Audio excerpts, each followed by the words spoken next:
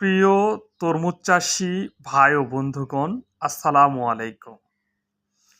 F1 hybrid তরমুজ dragon king এটি supreme সিডের হীরা বীজের একটি অন্যতম জাত।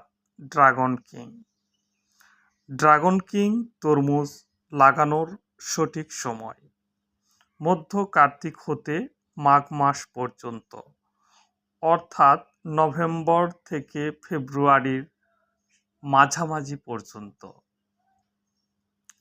ড্রাগন কিং তরমুজ হীরা বীজের একটি অন্যতম জাত।